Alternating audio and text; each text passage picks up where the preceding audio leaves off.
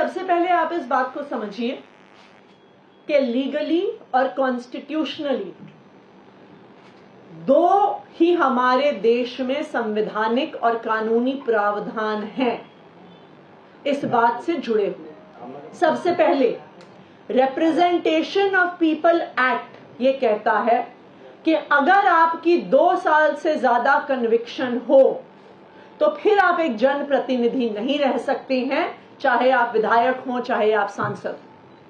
अरविंद केजरीवाल का कोई कन्विक्शन नहीं हुआ है। कन्विक्शन छोड़िए, आज तक अरविंद केजरीवाल चार्जशीट भी नहीं हुए, नंबर 1।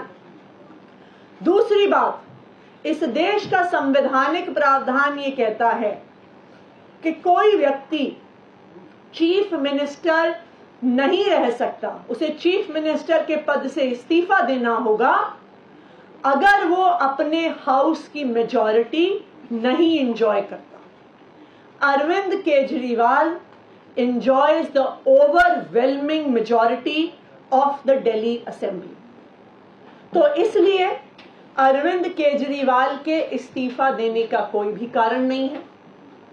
अगर आज अरविंद केजरीवाल इस्तीफा दे देते हैं तो ये भारतीय जनता पार्टी के लिए एक बहुत सीधी और सरल एक एसओपी तैयार कर देती है, एक स्टैंडर्ड ऑपरेटिंग प्रोसीजर तैयार कर देता है।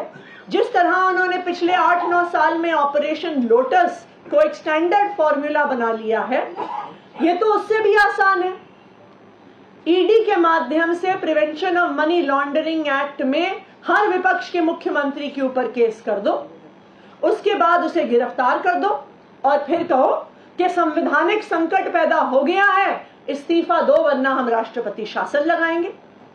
इससे आसान तरीका भारतीय जनता पार्टी के पास विपक्ष की सरकारें गिराने का क्या है। दिल्ली में भी अरविंद केजरीवाल की गिरफ्तारी का यही असली कारण है।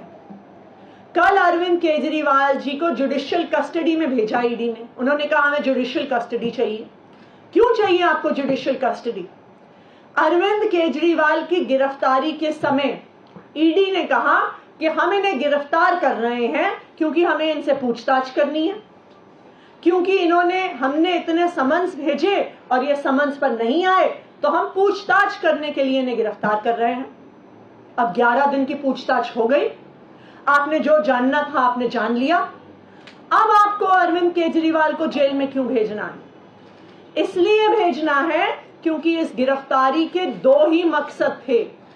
इस गिरफ्तारी का पहला मकसद था अरविंद केजरीवाल को चुनाव के दौरान कैंपेन करने से रोकना और दूसरा मकसद था कि दिल्ली की चुनी हुई सरकार, दिल्ली की चुनी हुई लोकप्रिय सरकार को गिरा देना, राष्ट्रपति शासन लगाना और फिर चोर दरवाजे से भारतीय जनता पार्टी की सरकार बनाना।